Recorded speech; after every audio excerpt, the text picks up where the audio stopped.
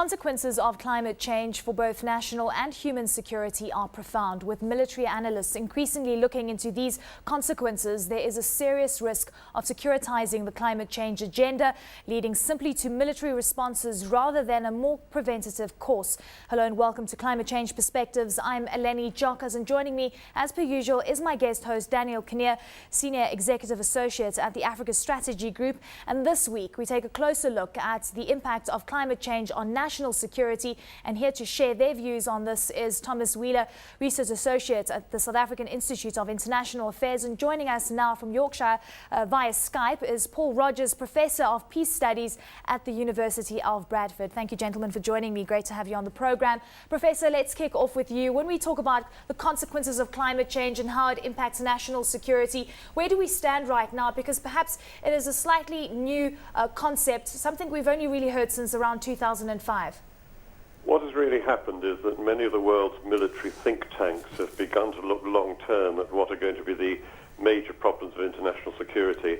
And because they have a capability as military thinkers of looking long-term, they're putting more and more emphasis on the consequences of climate change, particularly as it affects what you might call the global south. And there is now a steady belief that climate change, along with marginalization and other problems, will be one of the most important single security issues for the whole world over the next 30 to 40 years. The problem is that while it is very welcome that you have the military thinkers embracing the seriousness of this, they will tend inevitably to see it from the perspective of their own national security. And the risk, therefore, is the whole phenomenon of climate change, in a sense, becomes securitized. It's seen as a threat to be countered by keeping a particular state or an alliance secure, rather than going much deeper and trying to wrestle with the underlying reasons why climate change is likely to happen. So in one respect, it's a positive mood that such people are thinking these things, but the real risk, and it's a major risk, is a kind of close the castle gates attitude. We have this problem, how are we going to keep our own country or our own alliance secure? And that is a dilemma which, as you say, has begun to arise in the last 5 or 6 years. I'd imagine that given the economic crises and populations crossing borders, if the focus is on climate change and the movement of populations, then not only as a consequence of climate change, but also of the economic conditions. We were just discussing off air, and you were raising also the issues of agriculture and the impact of malaria, for example. Tom? Yes, well, this is a problem that if you have larger amounts of rain, just at the moment when a lot of focus is being placed on dealing with the problem of malaria in, say, sub-Saharan Africa, you have more water, therefore more opportunity for the mosquitoes to breed, therefore more malaria, therefore you compound the problem, and it becomes a major health issue to deal with. Africa already has to deal with AIDS. That isn't a security problem, but malaria is a debilitating disease for the economies of African countries, and could then perhaps move to migration, people moving elsewhere where they can have a better life. Professor, one very good example perhaps when it comes to the consequences of climate change and how it can affect national security, and going back to Hurricane Katrina in the US, 70,000 soldiers were mobilized to come and assist the victims of Hurricane Katrina, and we know that that was a time where we saw quite a big deployment of soldiers in Afghanistan and Iraq. It seems that no economy can really be ready, or country can really be ready for the devastating impact of climate change. How does one then protect itself? Do you ensure that you have, of course, a lot of resources that should something like this happen, you are able to deploy both politically and, of course, for climate change? Or do you think we need to assist and make sure that climate change is not going to create consequences to this extent?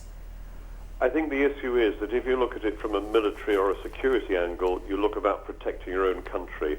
So that if you're taking a rather wider alliance like the European alliance of NATO, they will place a lot more emphasis on preventing mass migration from northern Africa into southern Europe, and that will be seen as a kind of security threat.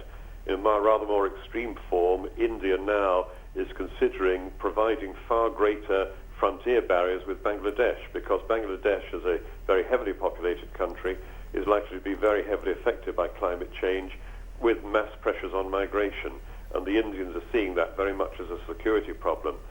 The issue, though, is that if you see this as a security problem in which you try to, if you like, keep a lid on things, what I call lidism, then you're not actually going down below and really approaching the underlying problem itself. Because if you see this as a security threat to be handled in that way, you're not actually doing anything about climate change itself.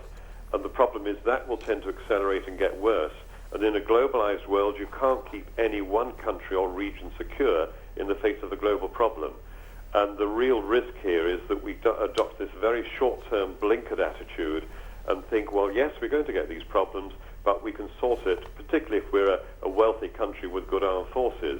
And that basically, in the long term, simply will not work. But getting that idea across is difficult because you're asking for short-term responses to long-term problems. And politically, that is very difficult to do. Yeah, I'd imagine that the recent Germany, I think for only the second time, took the issue of climate change and national security to the Security Council, where it doesn't belong. But probably I think that speaks to what Professor Rogers just raised, is that they want to put, and they are considering, the political and national security implications of climate change at the highest level.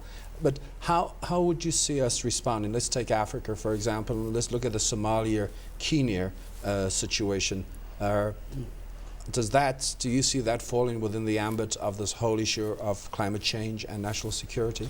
Well, it certainly does, in the sense that it's very difficult for the populations there, with the security issues that they have, and then the climate problems of extended drought, to survive. And they will leave that country and move in to Kenya or to southern Sudan or wherever they can find somewhere that will be more accommodating to them. But that is really almost a military security problem, the way the Kenyans have dealt with it. They've tried to invade and deal with Al-Shabaab, who have caused them problems.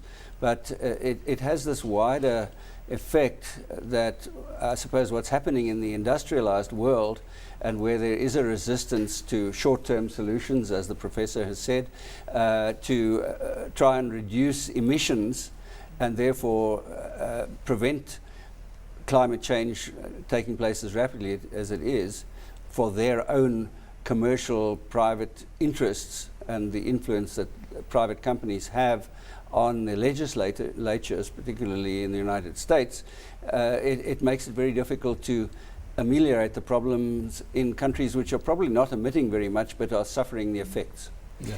Paul, you touched on the point on that the military response is more on the consequences of a global failure of leadership to find mitigating policies and actions on climate change. I'd imagine with the growth of a sort of economic nationalism compounded with climate change, don't you see this whole issue of national security sort of now finding a different dimension in which it could be argued by the military complex? Well, I think there is an argument, and I try this when I lecture at defense colleges, there is an argument for saying to the military that if you are meant to be the people whose careers are bound up with ensuring the security of your own country or alliance, you actually have a responsibility as military people to say to politicians and others that if they want to avoid an extremely fragile and uncertain world in 30 years' time, they have to take action now to prevent climate change getting out of control. The approach which is used by one small British think tank, Oxford Research Group, is the approach of sustainable security, that you're looking now at behaviors of states and economies which may, if unchanged, cause very major environmental problems in 2 to 3 decades' time, and that is the way that we now have to look at security, not in the form of relatively short-term and restrictive state-centered views. That is making a very big demand on the military and indeed on the political system, because the core problem is the countries that have been the greatest emitters of carbon into the atmosphere have been countries which are relatively well off, relatively well developed, and can cope reasonably strongly with the early stages of climate change. Most countries in the global south are not in that position, but they, of course, are not responsible for the problem. And it's this issue of trying to assign responsibility to the countries primarily concerned, and avoiding them seeing this as a kind of close the castle gates approach. We have a problem, we are not in a position to do anything about it, and therefore we will just make sure that we stay secure. Short-term, apparently reasonable, long-term, potentially disastrous. And let's just, Tom, you were talking about the fact that Africa does not emit that much relative to what we see on a global level. But the point is, as Africa starts growing and we start consuming more resources and we start electrifying more people on the continent, we're obviously going to increase our greenhouse gas emissions. And just to put it into perspective, the average African generates 13 times less greenhouse gas emissions than our counterparts in North America. And that is changing quite rapidly. But we're still feeling the impact of climate change, and we're paying for a lot of the things that were done in the developed world. How can we quantify what is actually going on and find a solution? Well, I think that's what the conference in Durban is going to be racked by, but I think it's very difficult because of short-termism, because of economic interests. Even in South Africa, where in Africa we are the largest emitters by a long way, because we use coal for our power generation. Now, we can't suddenly overnight change that. In fact, we're still building coal-fired power stations as we speak, and things like wind power and solar and nuclear power are somewhere down the track, but even then they probably will never be able to cope with the amount of electricity we need, and our whole economy is based on electricity, the mining industry, the production of industrialized goods and so on. So it places us in that same sort of dilemma.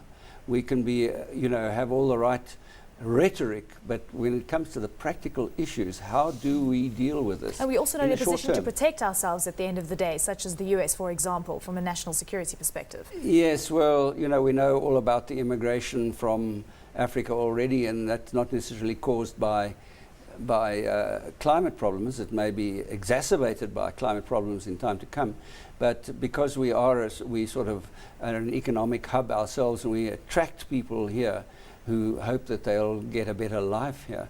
So, and they will then need electricity, and then we need some more power stations. So the problem goes round and round in circles, and it's, as I say, what we say and what we're able to do are a bit divorced from each other.